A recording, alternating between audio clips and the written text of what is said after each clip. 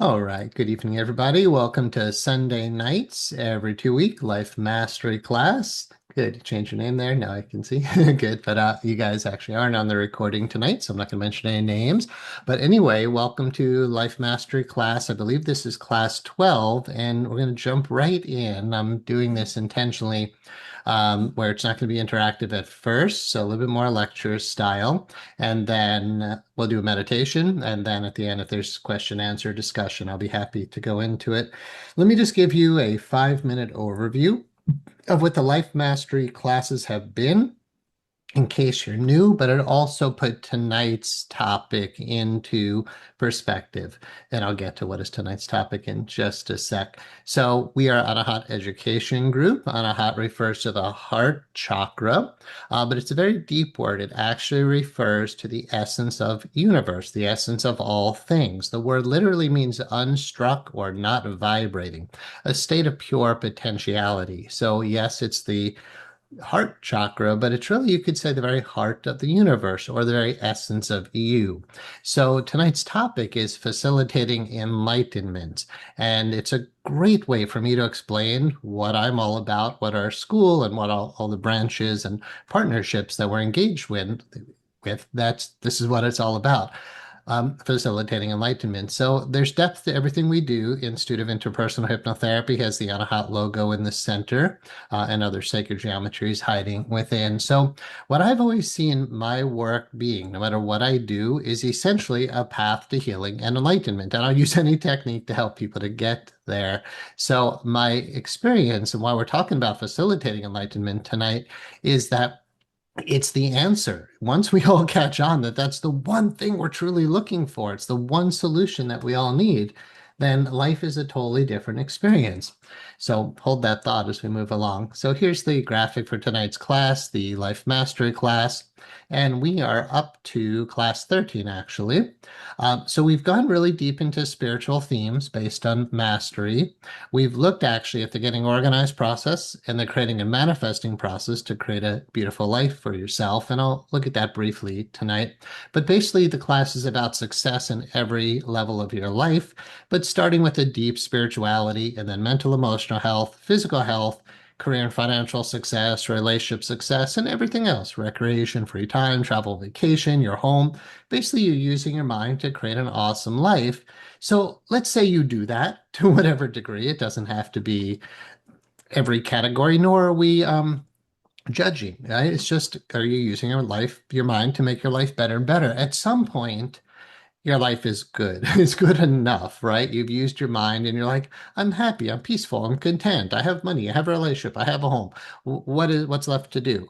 At some point, and usually it's not when you're totally highly accomplished, but at some point you get to the place where you say, I've got to be helping others. There has to be something meaningful and purposeful. How can my life be masterful if I have everything, but I'm not giving anything away, if I'm not actually making my life truly worth living?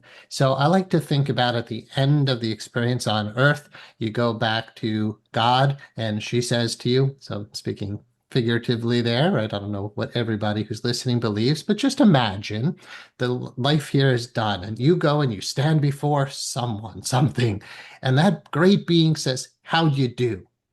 And you're like, well, I got the home.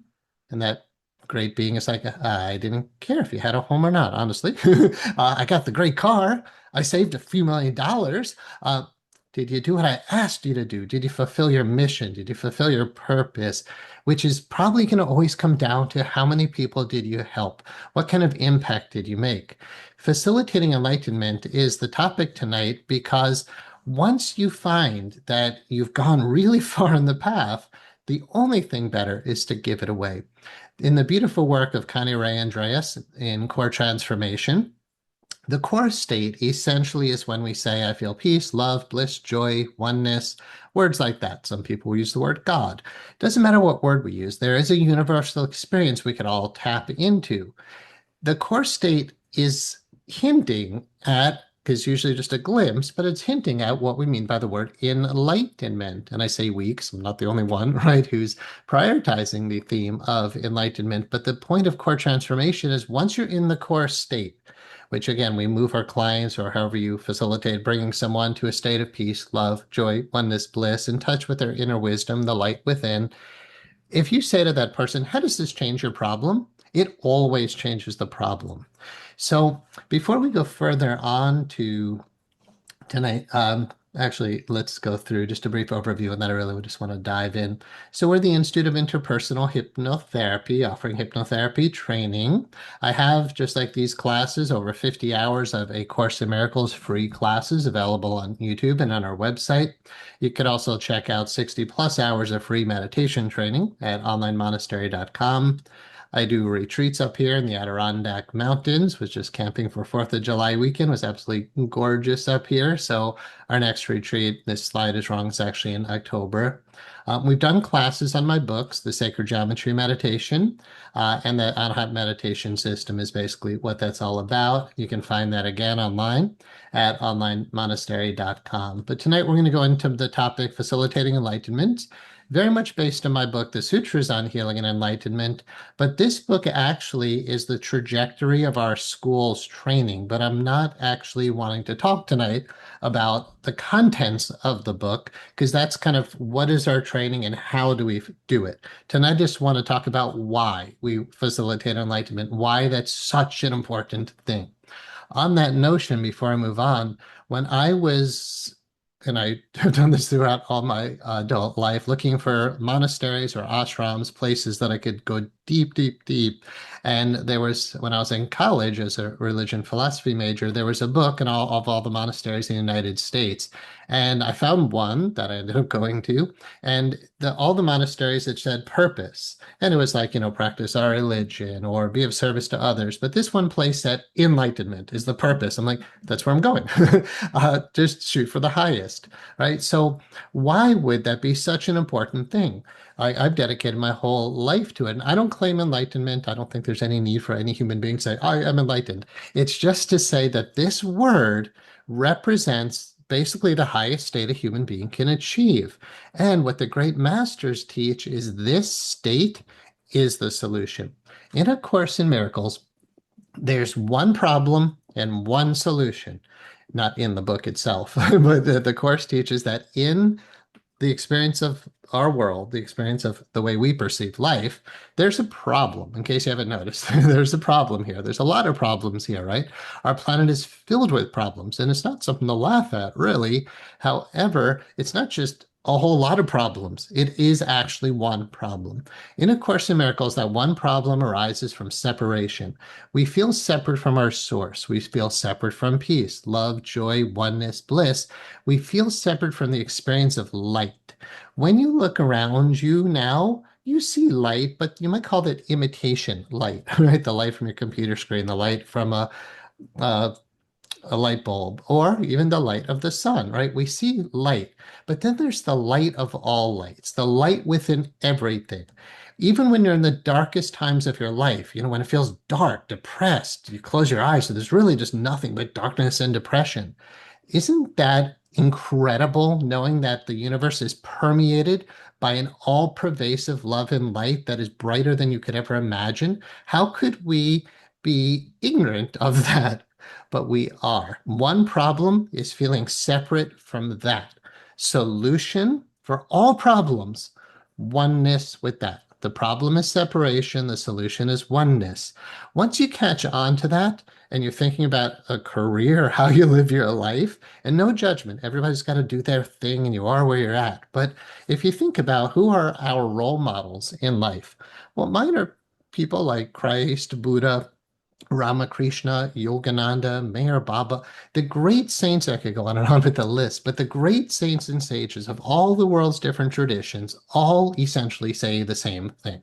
It's called the perennial philosophy, that underneath all these traditions and all the names and forms and spiritual paths and all the human doings, there's actually just one reality. Now, you could disagree with that, but I would encourage you, if you're hearing this, to be open-minded that there is one solution to all problems. Why would anybody want to debate about that, right? What's the one solution? I would simply say the word is enlightenment, right? That's this experience of oneness. But in what do we mean by enlightenment? Is it just an experience? You have it once and it's over?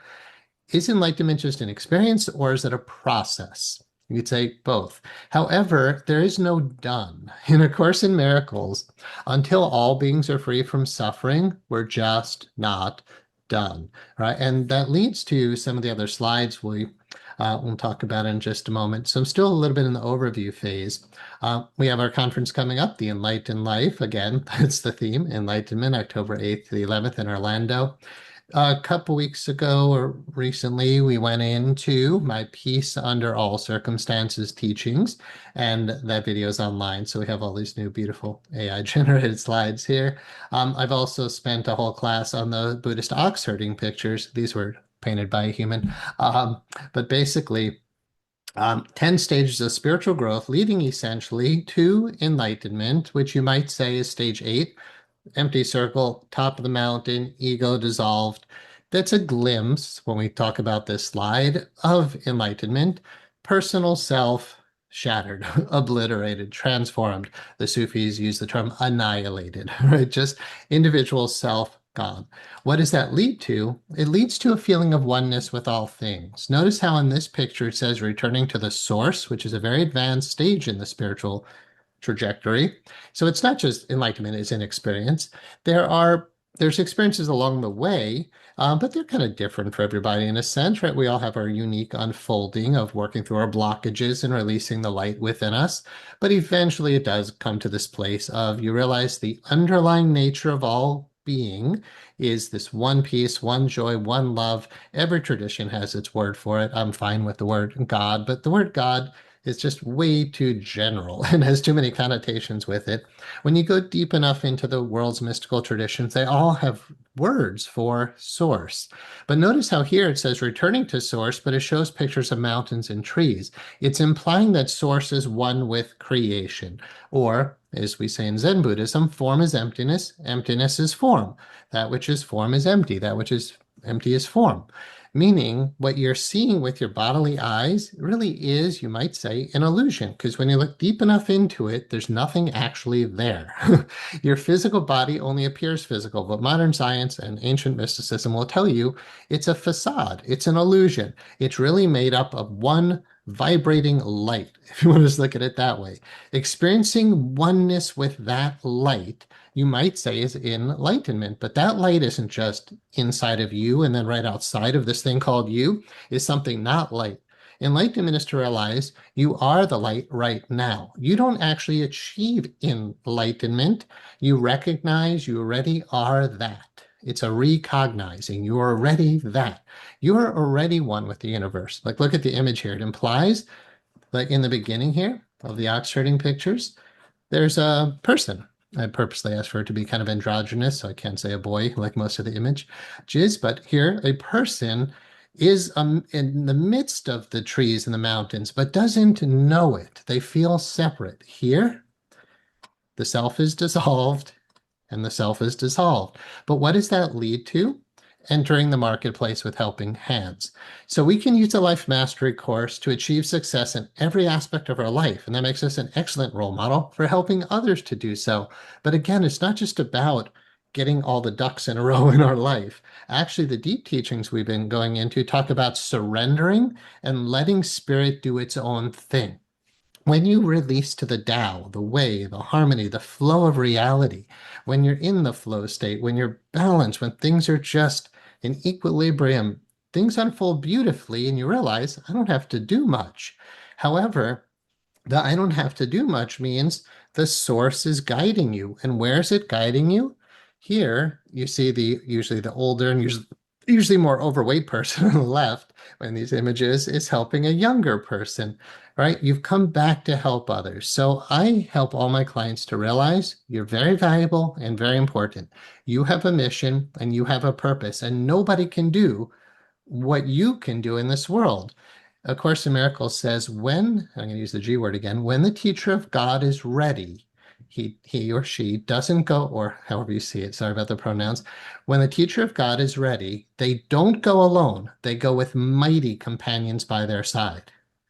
Right? You never are alone in doing your dharma, your mission, your purpose, being of service to others. I heard a quote recently. I don't remember where I heard it from, but it said, so I would give credit where it's due. But the quote was, my enlightenment is the best thing I can do for the world. It's the best gift I can give for the world. So to know others is wisdom, to know oneself is enlightenment. We looked at some of these slides before. Just briefly, honoring the World Happiness Foundation, we've partnered with them because their goal is 10 billion happy by 2050. I mean, that's true bodhisattvic work. If you haven't found this meditation yet, it's a 30-minute recording using our creating and manifesting process. And I just encourage you to type it into YouTube, listen to it once, and you're one more mind that started clicking into the idea of what if we could liberate all of humanity, right? If I said, okay, if you could heal one person a day, you'd be doing it, right? Okay, well, what if you could heal 20 a day? What if you could heal 50 a day? What if 1,000 people a day could be blessed by what you do? The ripple effect with the internet that we have, it's an incredible ability to heal this planet. But the best way, or you might say the only way we can do it, is actually through the enlightenment process. We talked about some of these images here representing personal wholeness. So even though you see the facade of a person's body, enlightenment, your inner being essentially is filled with light. Now, that could be misleading as far as like, well, how do we picture that state? So the Zen teacher Suzuki was asked, what is enlightenment like? And he said, it's just like regular life, only 2 inches off the ground. It's living in this state of oneness and flow and harmony, essentially where your individual personal self isn't getting in the way.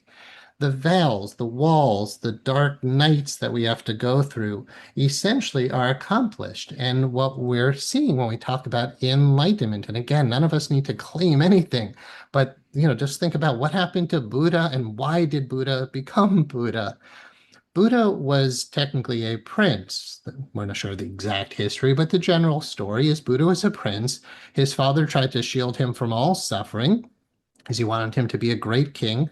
But soon as Buddha saw there was suffering, he knew he had to get out there and find a way to resolve it. He spent 7 years in intense meditation, and the first 6.5 years were basically paths that he felt didn't truly get him where he wanted to go. Um, Progress, but not true freedom from suffering. So he basically, in the last 6 months, sat under the famous Bo tree. He just sat under a tree. He literally just sat still. And then he practiced more of a middle way. He ate food. He wasn't torturing his body anymore. He just sat. He practiced being still. This was a man who dedicated his entire life and left his wife, his child, and a kingdom for this one purpose. He sincerely believed self-realization, enlightenment must have something to do with how we could free all beings from suffering. When he became, quote, enlightened, they said, what happened to you? And he just said, I woke up. He didn't actually achieve anything. He basically got to the place where everything else dropped away. It's why monks and nuns often in monasteries go into their cell, into these solitary rooms when they're alone, sometimes literally not coming out. Their colleagues, feed them, slipping food under the door. And when you're sitting alone, there's nothing eventually left but you and God. So this is an encouragement to do what Buddha did. Sit still under the tree. Sit still for longer periods of time. Go deep within. A Course in Miracles says, no one can fail who seeks to reach the truth. But in case you haven't caught on yet, truth is found within. Any good book and meditation or any good meditation teacher should be motivating you to meditate. Anything else really is pointless. In fact, A Course in Miracles says, the only job of a teacher of God is to encourage motivation, teach motivation, create motivation. Once you're motivated to find the light within, you do. It's called light upon light, or what they often talk about in Christian mysticism is turning the light around. Instead of being focused on the external world, we put the attention deep within. But let's move on beyond that. So we've looked at some of these images and how the human body is a temple of spirit. I've passed classes on this. This is a lot of what my sacred geometry of meditation work is. But here's the Life Mastery course where we talk about these different categories or themes of what you can do with your life. Know your mission, know your values, your principles you live by, the universal laws you live by. Get clear in your life categories, which is your spirituality, mental, emotional health, physical health, career and finances, relationships, and everything else, home, vehicles, whatnot. You can map that out. What would that look like? But again, it's not goal setting. It's actually going deep into meditation, getting clear on your vision, right? Who am I and what am I meant to do here? And then you start taking action on that with a to-do list, day timer. This isn't just, I want to get what I want. This is, I'm here on earth for an important reason. Let me tap into that mission. Let me know what my function is. Let me map it out with a process like this. And then we could use the creating and manifesting formula to help to make it happen. So we have past classes on that are free on YouTube now. But notice the final line is surrender. Eventually, it's just an acceptance of, okay, this is who I am. I found my purpose. I know I'm here. I have no other function but that. I'm doing the one thing. So basically, you might say there's two questions you could ask if you haven't really started contemplating this yet. Number one, who am I? That's the central question of the enlightenment process. Enlightenment or non-enlightenment implies you don't know who you are. I think that's safe to say in every tradition. Those who would not be in the enlightened category, basically, what's the difference? Buddha knows who he is. Everyone else is Buddha, but they don't know. You don't become Buddha. You are Buddha. When Buddha looks at you, he sees himself. He sees the light. In A Course in Miracles, you are the light of the world. And you could say, Christ, who I believe is the one who gave us A Course in Miracles, if he was looking at you, he wouldn't say, you're a human, eventually you're going to become spirit. He would say, you are spirit, you think you're a human. It's called level confusion in A Course in Miracles. I think I'm the body, and now I'm confused because I'm not a body. So, question number one is, who am I? And the main issue is to resolve body identification and know yourself through spirit identification. I'm the light within, I'm the spiritual being having the human experience. You as a spiritual being, you are no small thing. You are the power that creates universes. The idea that you can move mountains, you can raise the dead, you can heal the sick. We do that. Human beings move mountains. We use construction equipment, but we do. We heal the sick all the time in many different ways. And our amazing doctors do raise the dead, not corpses out of the ground, but near-death experiences. People are clinically dead and they bring them back to life. This stuff was predicted thousands of years ago that we would do this. But the point of surrender is there is a plan, if you want to use that word, it's a theistic idea that there is a plan for salvation. Now, none of I likes the word salvation. It's a Christian term, but there are 2 billion Christians. They're very interested in salvation and liberation, but often in mainstream Christianity, that belongs to the time after death, right? If I can just make the right choices, do the right things, whatever the formula is, depending on my religion, then maybe afterwards it'll be okay. If you don't find the divine now, you don't necessarily find the divine after the thing called bodily death, right? Many traditions say if you don't get it this time, you're going to come back until you do anyway. Not till you get it right, but till you remember who you are. And why is that so important? In the Eastern traditions, there's what's called samsara, cycles of birth and death. You just keep coming back over and over, cycles of karma, repeating patterns, maybe over lifetimes. How do you break that cycle? It's called moksha or liberation. But in the Bible, it says, work out your own salvation with fear and trembling.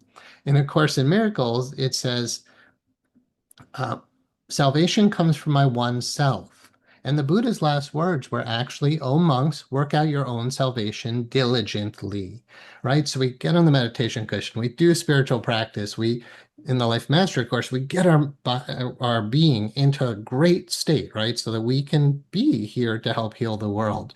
So again, moksha, liberation. Liberation from what? Liberation from suffering, not liberation from your body or from the physical plane. Enlightenment is not you get to escape your body and never come back. Buddha realized this. For 6.5 years. He mortified the flesh and kept trying to escape, but he kept coming back.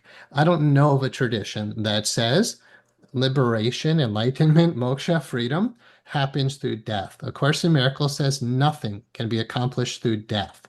You are life. Light is life. Love is life. Enlightenment is waking up to life. And your life is happening right now. A Course in Miracles says, while you're busy being, I'm paraphrasing, while you're busy being neurotic and running around doing all this other stuff, your real life is happening on its own. Your real life is this present moment, or as A Course in Miracles calls it, this holy instant. You might say the enlightened state is nothing special. It's just perfectly here and now. And what do you notice when you're really just here now? Number one, you're not afraid anymore because you're not in the past and future. When you're just here now, you get to spend each day in perfect peace because every moment literally can be perfect peace. I'm not claiming I experience that all the time, but I know how to get back there relatively quickly because it's anchored in as the center. In A Course in Miracles, it says there's one problem and one solution, and there's a plan for that. Only that plan will work. The Course calls it God's plan for salvation. But again, we don't want to get caught up in the God word or the salvation word. But what does that mean? There's a plan for liberating all of humanity. It can't just be, all right, we're all going to meditate, or we're all going to pray, or we're all going to be Christian, or we're all going to be Buddhist. The Course teaches a universal theology is impossible. We'll never all believe the same thing. But a universal experience is not only possible, but necessary. A universal experience is not only possible, but necessary. If we use the monk in the middle here, sitting in meditation, as kind of a role model for what's happening inside, I mean, we could say there's physical alignment, there's strength, there's flexibility, there's balance, there's poise, but that's looking at the body. Imagine what's happening inside someone who's empty. Empty of what? Because whenever you say that in Buddhism, you have to say, well, what do you mean? What did Buddha mean by empty? The word is shunya. It means empty of a separate self. No more blockages, no more buried pain. Not that someone like this couldn't have an emotion, because they're not dead. They're fully alive. They're fully human. However, they're not harboring and holding on to illusion, delusion, and error. The Course in Miracles calls it the Great Crusade to eliminate all error. But how can you become part of the Great Crusade to eliminate all error if you're still living in error, right? Then it's the blind leading the blind.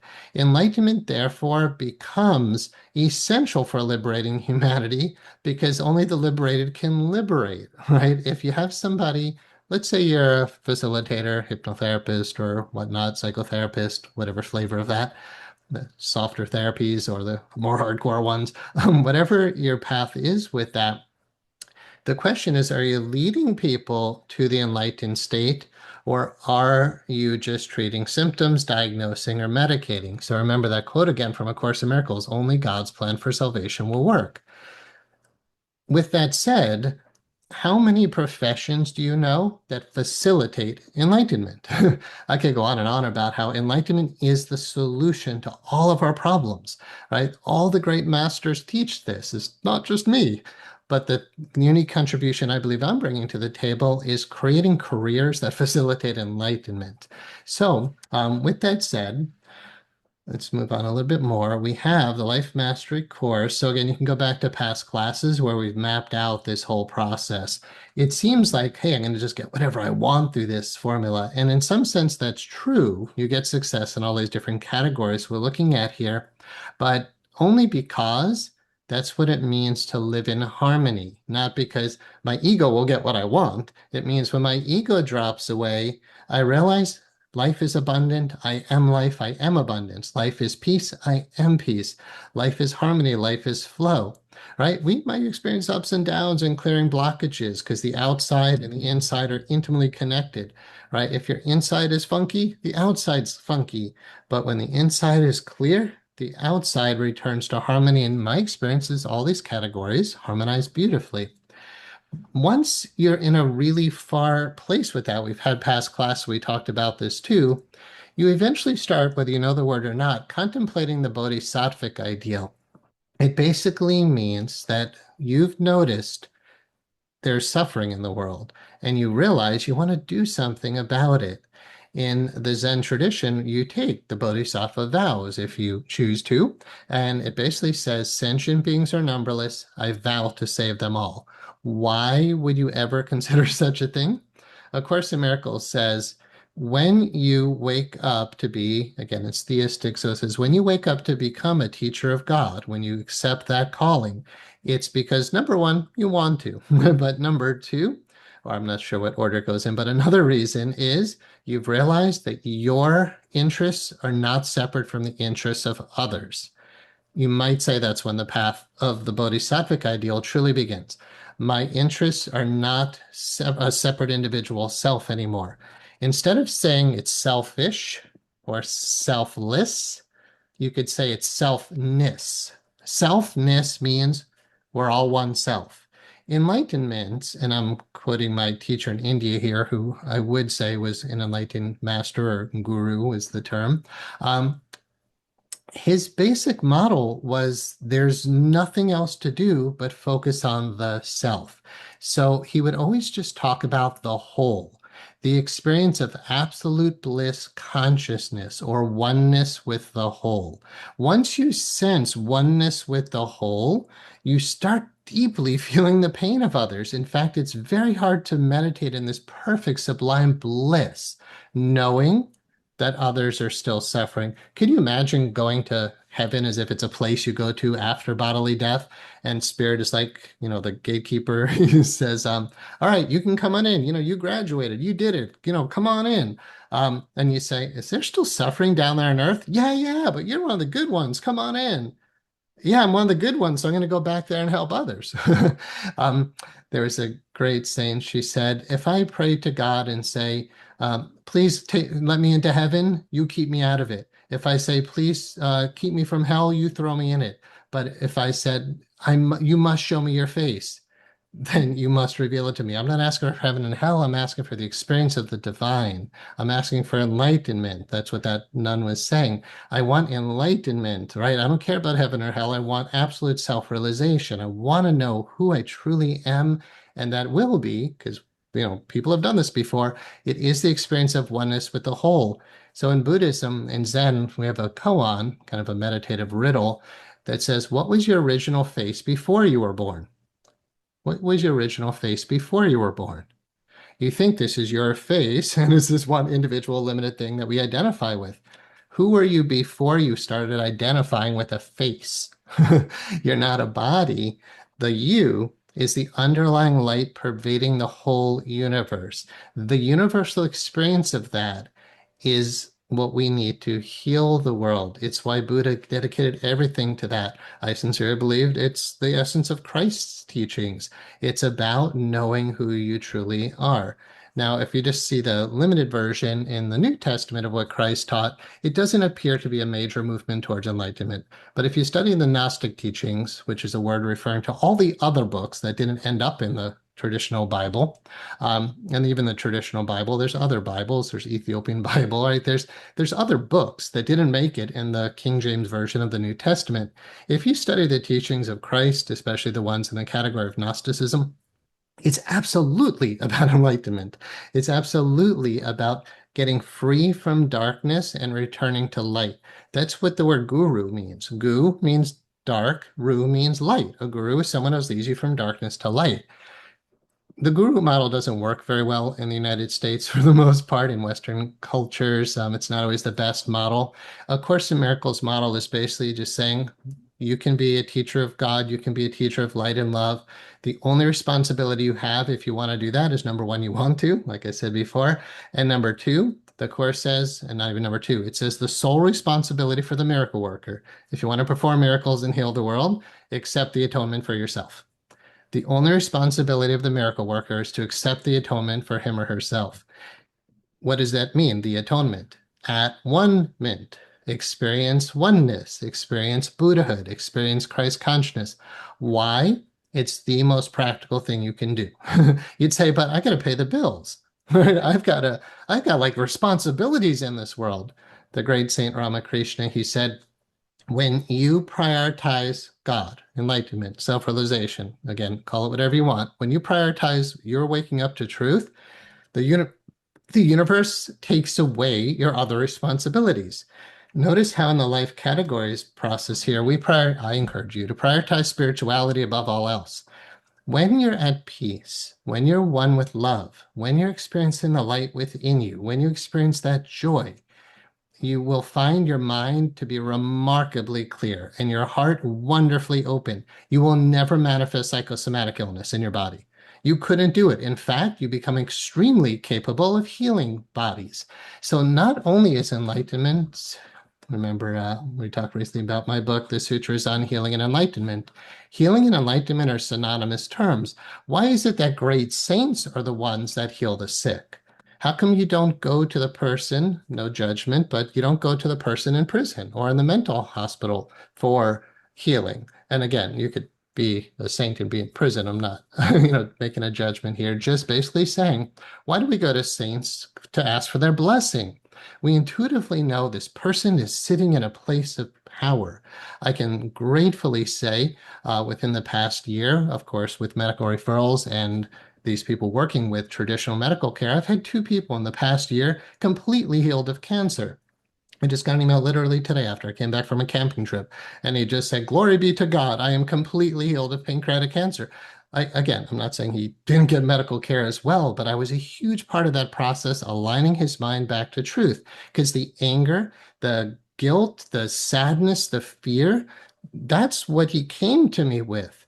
That is now clear. So, I mean, literally, I'm telling you like absolute truth. I know this person now. We've been working together for a long time. I mean, relatively long, actually only about 4 months or so, but twice a week for a good 4 months. I've seen cancer healed a lot working with people twice a week for about 4 months. So why would the enlightened state be so important in that regard? Basically, let's find a relevant slide to go to here. Here's the slide for tonight. Um, so why would the enlightened state be so important for healing, like healing the body? In A Course in Miracles, the body doesn't have to be healed. The body doesn't create its own illness. Depending on the model you come from, most illness is psychosomatic. I just heard a quote recently, I think it was like 70%. Someone said of illness is psychosomatic. I don't know the exact statistic because in A Course in Miracles model, in the New Thought movement model, all illness is psychosomatic.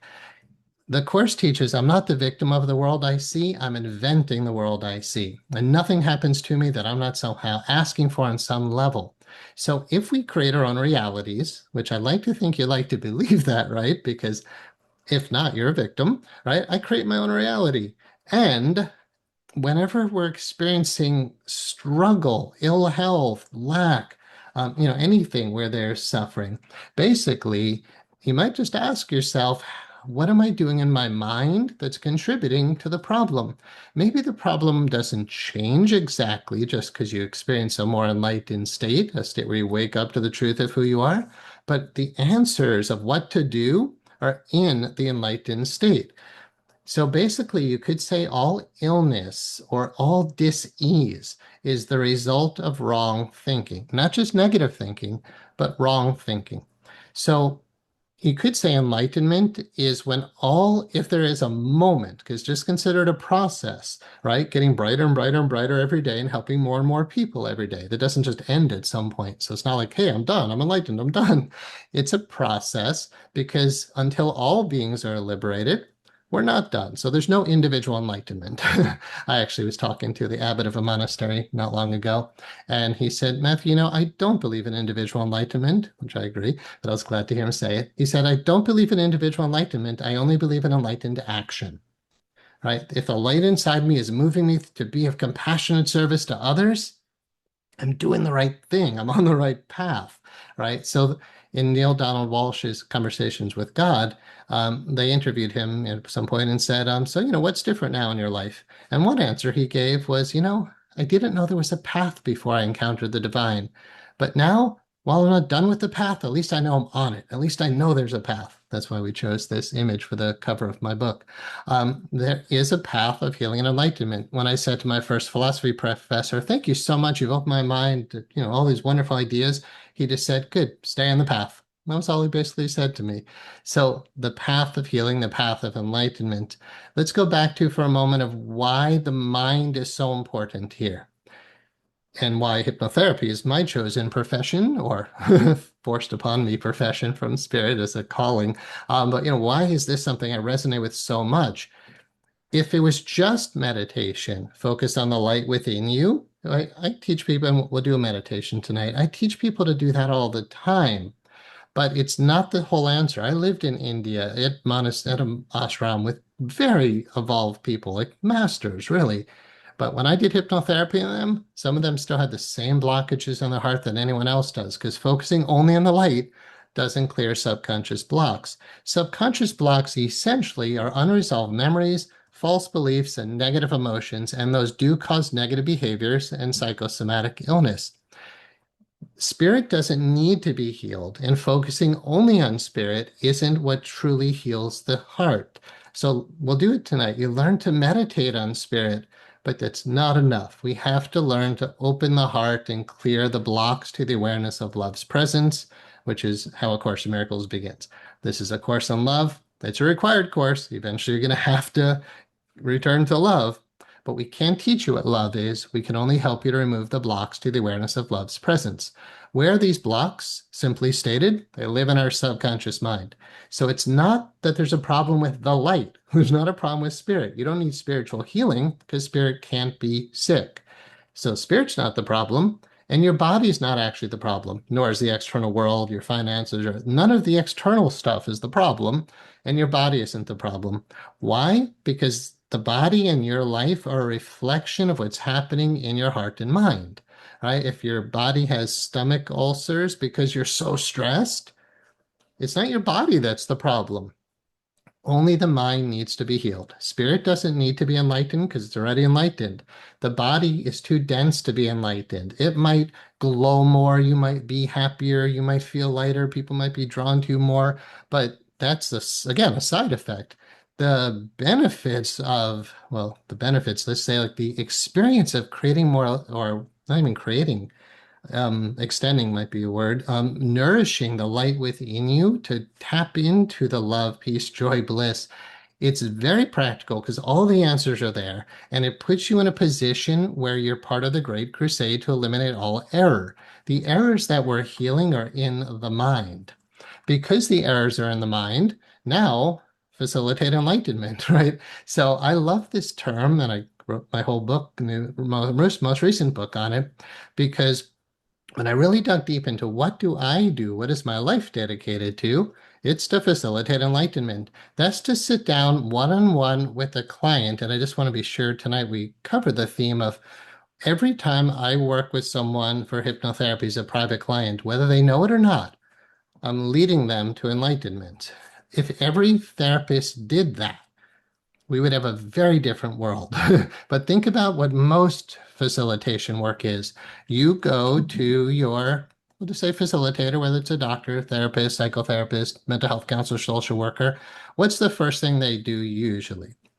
They diagnose, right? They assess what is the problem. And they say, okay, you have this.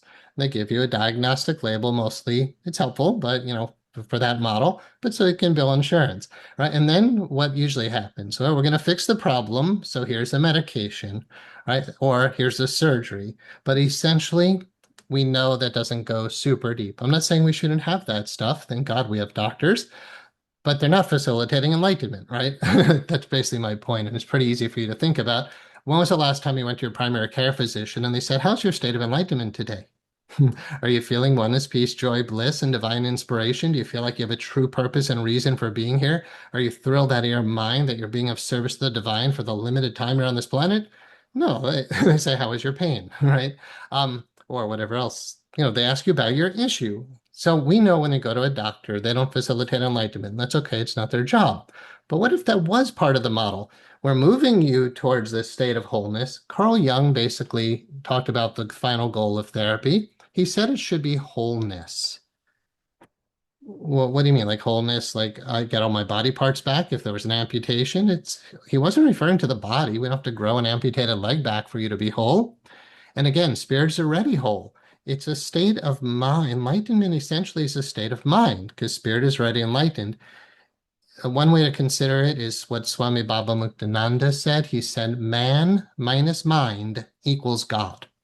When your mind is totally quiet, what's left is reality. What's left is truth. All you need is a supremely quiet mind and open heart for longer, longer periods of time. The light just keeps glowing brighter and brighter within you, and the inspiration and the revelation ability to know what to do is beautifully aligned. So my suggestion, my encouragement is you have a mission and a purpose, and it must have something to do with facilitating enlightenment in your own unique way. If not, you might be coming back again to figure it out, right? But it's basically, who am I? And then the second question I was saying before is, what am I meant to do here? What is my purpose? Who am I, and what is my purpose? If you become part of the Great Crusade to eliminate all error, you realize the errors are in the mind. Okay, so you go to a psychotherapist, do they facilitate enlightenment? Right? It's usually not the topic of discussion, but I can tell you whether a client knows it or not, I'm going to pace their reality wherever they're at. I honor it. Okay, you're upset about this, you're stressed about this, you're sick. Okay, I'm bringing you to healing and enlightenment. Even if I get you halfway there, you will be so much better off than if I was like, well, let's just find a medication or, a diagnosis or just long-term talk therapy. We'll just kind of accept and deal with this. Honestly, a lot of the model I hear in traditional care is when you're traumatized, you'll never, ever heal from that again, right? When these bad things happen, like loss of a child, that kind of stuff, you will never be the same. You'll never be the same. But can you heal? Absolutely. To say you can't return to wholeness, no matter what you've been through, doesn't honor every great master who's been completely liberated. And those beings who have gone through that path have been through the same traumas all of us have. Right? It's not like they were just born squeaky clean. Like the great ones go through, look what they did to Christ, right? The great ones go through difficult challenges, but they do it from a totally different place. So with that said, basically, let me conclude the talk part of this, and I'd like to guide us in meditation. Then for those who are still here, we can go to any Q&A. So basically, facilitating enlightenment is to really say, whenever I'm helping someone, what is my intention? My highest intention in everything I write and teach and sessions I do and what we teach in the school. Every like new programs we're developing in the school, CEU courses, it's all designed to bring people to an enlightened state. How many people do we need to be enlightened before we can be done with all this world suffering? Well, I don't know what's happening with our physical planet, but I can get a sense of what we can do with our hearts and minds, right? And when enough people, a critical mass, are self-realized, everyone else will get it. You could call it like herd immunity, but that takes like 90+% or something. With the World Happiness Foundation, I believe they calculated that to get 10 billion people happy, we need 25 million enlightened souls, basically 25 million enlightened people. That's actually, with the internet today, not something that's unachievable. So is it possible to have 25 enlightened people by 2050 or getting close to that so that the rest of us get it? There's a possibility that could happen. Even if it doesn't, I would just invite you to think about what else you're going to do with your time on this planet. Because remember the idea at the end, you stand before the divine and God says to you, how'd you do? Did you fulfill the mission? I would like to think that has something to do with you making an impact, being of service to others, not just relieving suffering, like giving food to the homeless. And like, thank God, I feel so moved to that cause. At the same time, if I'm going to give somebody food or money, I also want to help them to find out the incredible peace inside of them. Because while you're sitting maybe alone and homeless, you could be so miserable and so distraught, or you could actually feel incredible peace and bliss inside. And the answers come from that space. They say if you take a Westerner and put them in solitary confinement, they come out crazy. You put an Easterner in solitary confinement, they come out enlightened. Right? Neil Donald Walsh was homeless. He was living in a tent. His life was horrible. And that's when he found God. And then everything changed. And you know what he said when they said, what is different besides I found a path? He said, I'll never have to worry about money again. When you find your path, that's all you do. Whether it's making a lot of money or little money, it doesn't matter because you know what to do. So that's part of, at least the summary for tonight's talk, but kind of a great synopsis, if I say so myself, a synopsis of the Life Mastery course said it has to lead to you knowing who you are and you fulfilling your purpose on this planet. Yes, you get all the accoutrements of, a nice life and a balanced life, but a life that's truly meaningful and rewarding because it's helping others. In A Course in Miracles, it says God did not create a meaningless universe. right? So how do you find meaning? How do you find purpose? Just ask the question and close your eyes. Just who am I? Don't wait for your intellect to tell you. Just keep being with who am I and what am I meant to do here? Or you could ask it in different ways. Like if you're asking Spirit, how can I best be of service? What is my function? A Course in Miracles is a line that says, this, whatever this is, cannot change my function. No matter what's happening, this can change my function. Politics doesn't change my function. How much money is in the bank account doesn't change my function. My state of health or energy level doesn't matter. Doesn't change my function.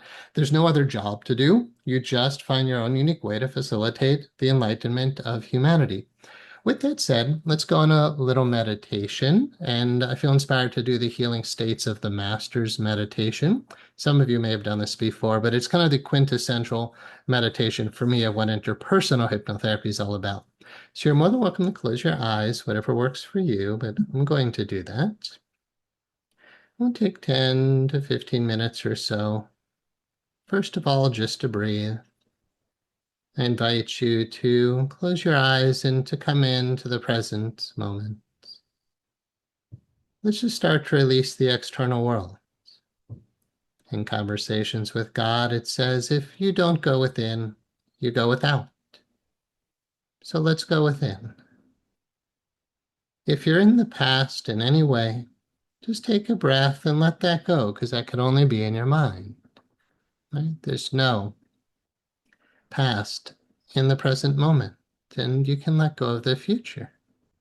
If you're thinking of the future, you can let that go, because that's only in your mind. When your mind gets really clear, there's no ideas of suffering or sickness or death. Those are all just words. If you're just here now, you'll experience life without labels, letting your mind get ever more quiet just by listening to my voice, by breathing and setting the intention to quiet your mind. A Course in Miracles has a line, peace be to my mind, let my thoughts be still. Letting your heart settle, letting your mind settle. And I invite you right here now to consider this thought from A Course in Miracles. I will there be light. Now, where do you experience that first? First, experience it inside of you, and then you'll see it everywhere else. However, for now, to help you to cultivate the idea of light within and light without, a world that's based on healing and enlightenment from the light that you are, just take a moment and think of a role model for this meditation. An angel or Kuan Yin or Christ or Buddha, whoever you might imagine might have a very powerful ability to heal and enlighten the world. And then start to imagine you find yourself now standing in a beautiful valley. Imagine green grass and rolling hills, and then the foothills leading up into beautiful tall mountain peaks. Take your time to imagine standing there. See what you see, the sky, the position of the sun, the mountain peaks, perhaps there's snow, or you can see the tree line and see all the different types of trees, sensing the forest, maybe water sources, ponds or rivers, or a little waterfall there. Hear the sounds of the birds in the forest, the sound of the wind, the creaking of trees, and just feel the warmth of the sun on your face and your feet solid on the earth, bringing yourself more and more to this scene. And as you notice you're in this valley, imagine that you're not alone. There's other people. There's lots of others on this planet. Imagine certain people you know are in the valley. See family or friends there with you. You may notice others that you don't know. Some people are healthy and happy. Others are sick and suffering. There's people in the hospital right now in agony. There's people alone in a tent or cardboard box, terribly distraught. You could imagine all of this there, around you, on the earth in that valley, and get a sense of how you feel about humanity and the suffering, including animals, this planet. Yet now imagine looking up to the top of one of those mountain peaks, and you can imagine your role model up there, this great being who's sending light and love unto everyone in the world. Instead of looking at the world and its suffering, turn and look up to the top of that mountain peak and see your role model there, sending shining light down upon everyone in the valley, including you. Imagine opening your heart, your hands to receive this light. Remember, your only responsibility is to accept the at-one-ment for yourself. The best thing you can do for those in the valley is to put both eyes on this light coming down towards you and receive it. As you let yourself receive it, you'll be able to give it to others. Just open your heart to light, love, peace, joy, bliss, like it's invading you, shining down. The great Saint Yogananda, he said, God's light and love, God's grace is shining down upon you all the time. It's up to you if you put up the umbrella of your ego. Receiving this light coming down to you, and then imagine floating up out of your body, up these rays of light, as if you're floating up towards the top of this mountain where this great being is standing there. Imagine just hovering around this great being, looking at them, sending all this light down into the valley. Notice, what is it about them that makes them worthy of being in this position? Are they clear? Are they thinking, or are they just an open channel, a vessel? You can imagine landing on the top of the mountain and looking down at the valley and see everyone down there. You can see the poverty, the homelessness, the wildfires and earthquakes and droughts. You can see everything down there. But notice the difference when you're in this transcendent, higher place of observing. Even look at your own problems from up above. Feel through your heart when you look at the challenges that humanity is going through. But instead of looking through your eyes and feeling through your heart, imagine stepping inside your role model, as if you're looking through their eyes and feeling through their heart. Imagine all the love and light filling your whole being, and then imagine extending it to everyone down there on the earth. Imagine being like the sun, where your light shines 360 degrees in all directions unconditionally. You're not laser focused on any one individual person down there, although you could. For now, just imagine emanating light to everyone in the valley, and notice how that changes your perspective on suffering.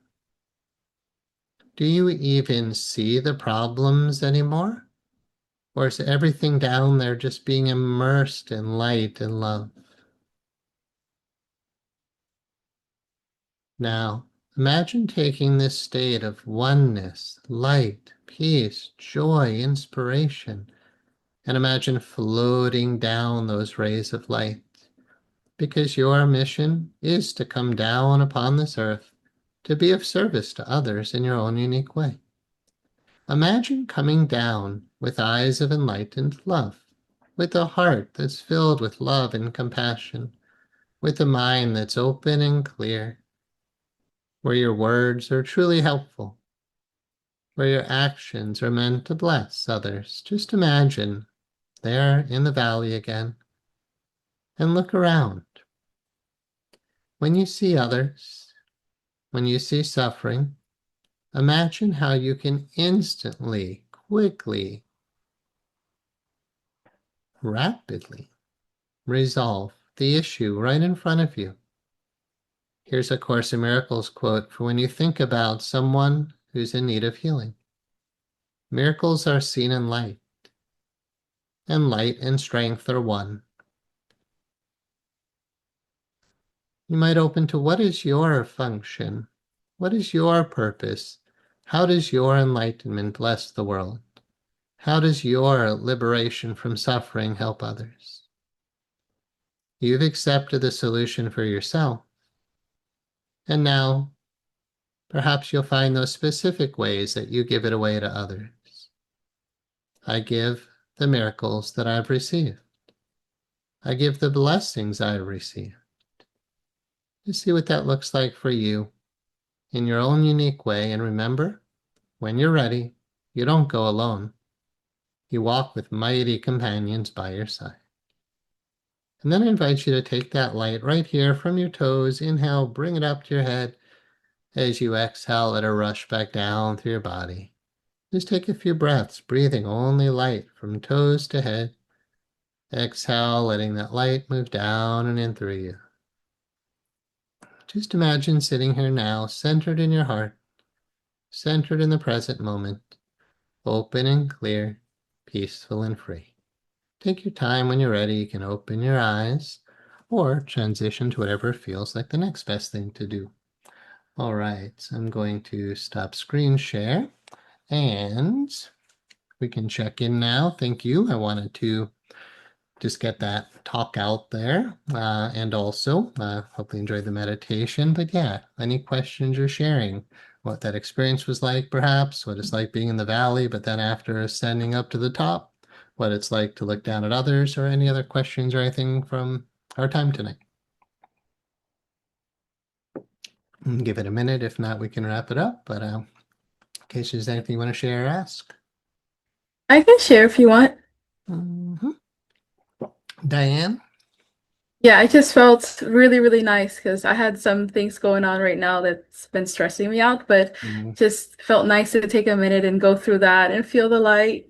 yeah. And my person that I saw, I know I could have picked Jesus or Buddha or whoever. Mhm. Believe it or not, I chose Maya Angelou, Okay, fair enough. like Sure. her angel, because she was such a loving person when she was on Mm, Earth. it's So beautiful. I just always had that energy from her.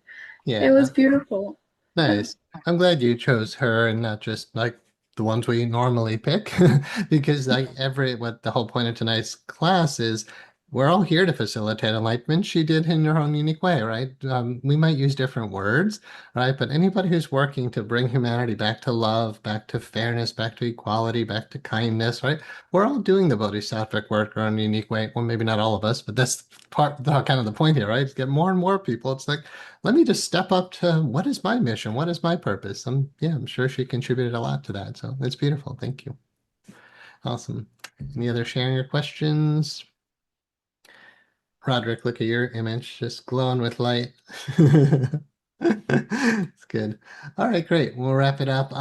So yeah, appreciate you joining me. Next time that we meet, we will go into loving and living a spiritual life, spiritual lifestyle training. That has a lot to do with what we focused on our retreat here in April. We'll do another one in October. So I can review a lot of the practices we did, and I'll show you where the videos live of the body practice stuff, the yoga postures, Tai Chi, Qigong, all this stuff I do at the retreats that I can't do here. Yeah, so basically, we'll talk about spiritual lifestyle training, living the life next time. So thank you, everybody. Appreciate you being here. And good to see everybody. And I will see you in 2 weeks. Good night, all. Bye. Thank you. Thanks. Bye bye.